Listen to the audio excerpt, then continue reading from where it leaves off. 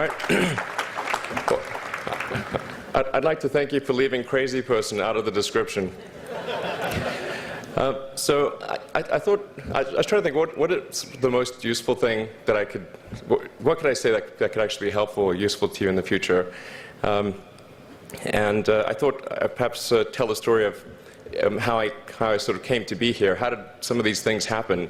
And maybe there's some lessons there, because I often find myself wondering, how did this happen? So when I was young, I didn't really know what I was going to do when I got older.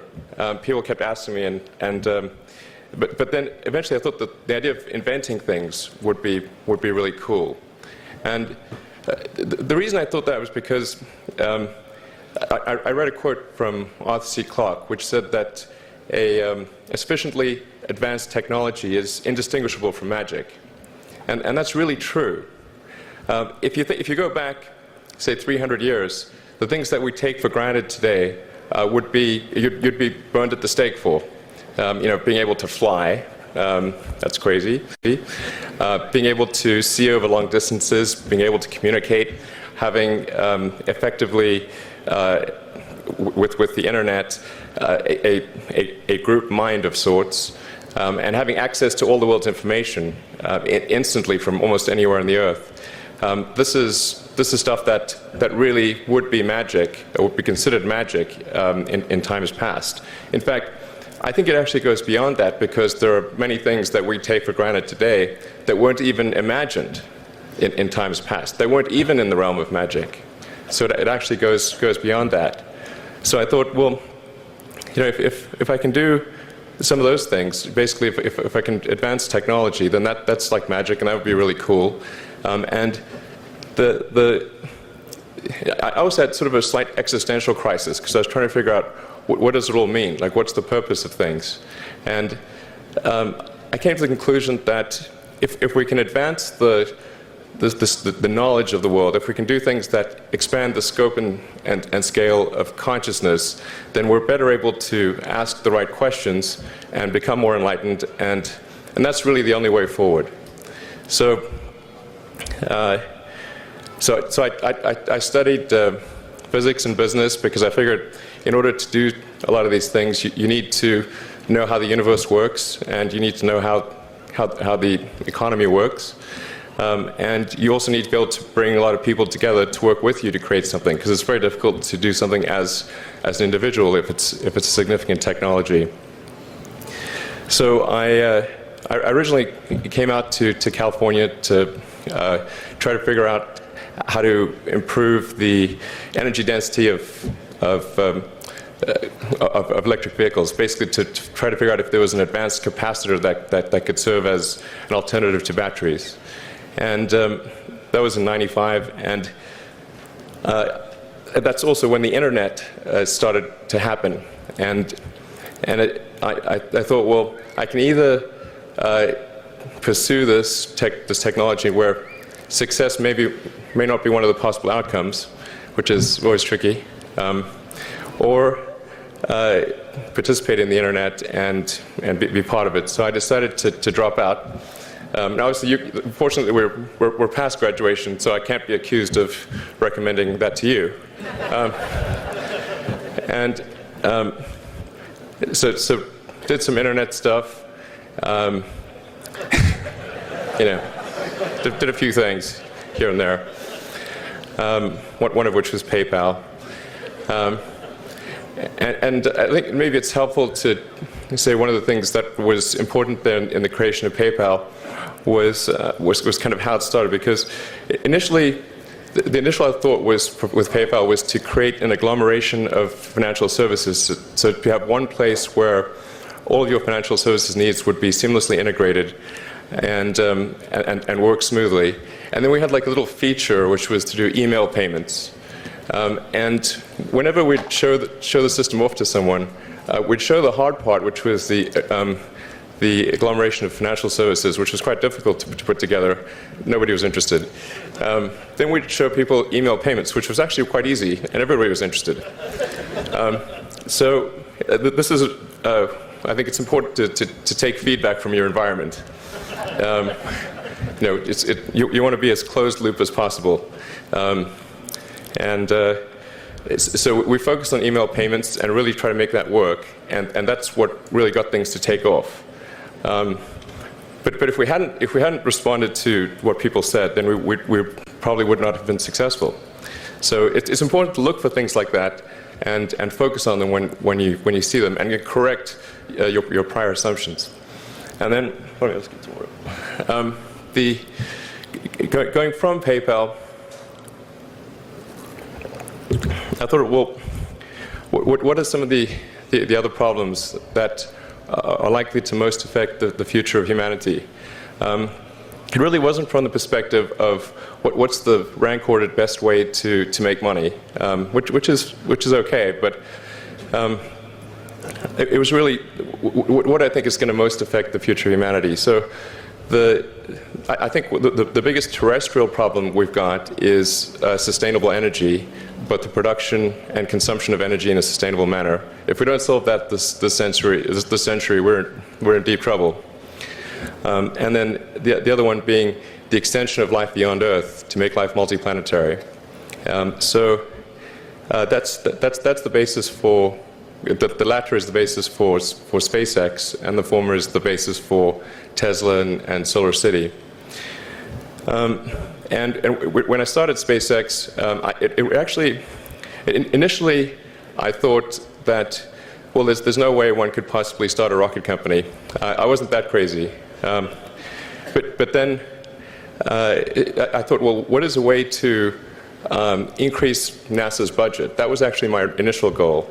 So I thought, well, if we can do a low-cost mission to Mars, something called Mars Oasis, which would land seeds with seeds in dehydrated nutrient gel, and you hydrate them upon landing, and then you'd have this great sort of money shot of green plants on a red background, and the public tends to respond to precedents and superlatives, and this would be the first life on Mars, the furthest that life's ever traveled, as far as we know. And I thought, well, that would get people really excited, and therefore increase NASA's budget. So obviously, the financial outcome from such a mission would probably be zero. So anything better than that was on the upside. So I actually went to Russia 3 times to look at buying a refurbished ICBM.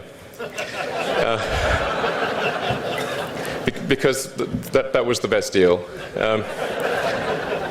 And I can tell you it was very weird going there in 2000, late 2001, 2002, going to the Russian rocket forces and saying, I'd like to buy 2 of your biggest rockets, but you can keep the nuke. That's a lot more. That was 10 years ago, I guess, so they thought I was crazy, but I did have money, so that was okay. And after making several trips to Russia, I came to the conclusion that actually my initial impression was wrong about because my initial thought was, well, that there's not enough will to explore and expand beyond Earth and have a Mars base and that kind of thing. But I came to the conclusion that was wrong. In fact, there's plenty of will, particularly in the United States, because the United States is a nation of explorers, of people who came here from other parts of the world. I think the United States is really a distillation of the spirit of human exploration. So, but if people think it's impossible, then, or it's going to completely break the federal budget, then they're not going to do it. So after my 3rd trip, I said, okay, well, what we really need to do here is try to solve the space transport problem, and started SpaceX. This was against the advice of pretty much everyone I talked to.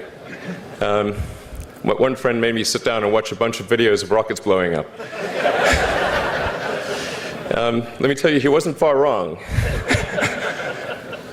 It was tough going there in the beginning because I'd never built anything physical. I mean, I'd built like little model rockets as a kid and that kind of thing, but I'd never had a company that built anything physical. So I had to kind of figure out how to do all these things and bring together the right team of people. And And so we did all that and then failed 3 times. It was tough going. Because the thing about a rocket is that the passing grade is 100%. You don't get to actually test the rocket in the real environment that it's going to be in. So I think the best analogy for rocket engineering is like if you want to create a really complicated bit of software, you can't run the software as an integrated whole, and you can't run it on the computer it's intended to run on. But the first time you put it all together and run it on that computer, it must run with no bugs. That's basically the essence of it. So we missed the mark there. The first launch, I was picking up bits of rocket near the launch site. It was a bit sad. But we learned with each successive flight, and were able to, eventually with the 4th flight in 2008, reach orbit. And that was also with the last bit of money that we had. So thank goodness that happened. I think the saying is 4th time's the charm. So we got the Falcon 1 to orbit, and then began to scale that up to the Falcon 9, which is about an order of magnitude more thrust. It's around 1 million pounds of thrust. And we managed to get that to orbit, and then developed a Dragon spacecraft, which recently was able to dock and return to Earth from the space station. That was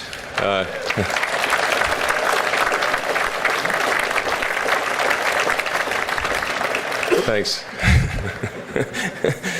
That was a white-knuckled event.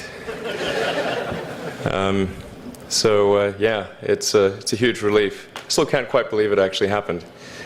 But there's a lot more that must happen beyond this in order for humanity to become a spacefaring civilization and ultimately a multi-planet species. And that's something I think it's vitally important, and I hope that some of you will participate in that, either at SpaceX or at other companies, because it's just really one of the most important things for the preservation and extension of consciousness. I mean, it's worth noting, as I'm sure people are aware, the Earth has been around for 4 billion years, and civilization, at least in terms of having writing, has been around for 10,000 years, and that's being generous. It's really somewhat of a tenuous existence that civilization and consciousness, as we know it, has been on Earth. And I think I'm actually fairly optimistic about the future of Earth. So I don't want to sort of people to have the wrong impression that I think we're all about to die. I think things will most likely be okay for a long time on Earth, but not for sure, but most likely. But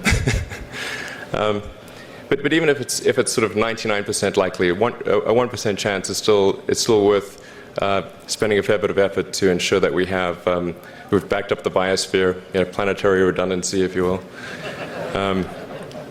And so I think it's really quite important. And in order to do that, there's a breakthrough that needs to occur, which is to create a rapidly and completely reusable transport system to Mars, which is one of those things that's right on the borderline of impossible. But that's sort of the thing that we're going to try to achieve there with SpaceX.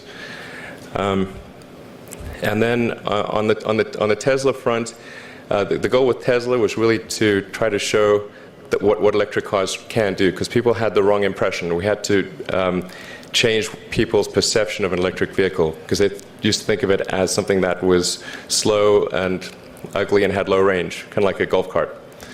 So that's why we created the Tesla Roadster, to show that you can be fast, attractive, and long range.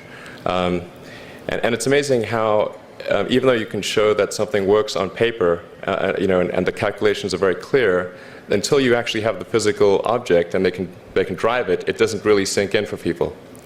And so that I think is something worth noting. If you're going to create a company, the first thing you should try to do is create a working prototype.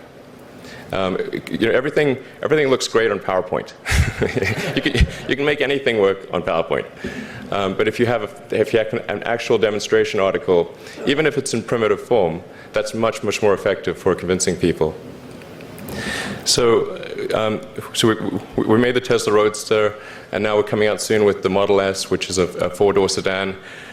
Because after we made the Tesla Roadster, people said, oh, sure, we always knew you could make a car like that. It's an expensive car, and it's low volume, and it's small and all that, but you couldn't make a real car. Like, okay, fine, I've got to make that too. So that's coming out soon. Yeah, so that's the, I think the where things are, and hopefully that there are some lessons to be drawn there. But I think the overarching point I want to make is that you guys are the magicians of the 21st century. Don't let anything hold you back. Imagination is the limit, and go out there and create some magic. Thank you.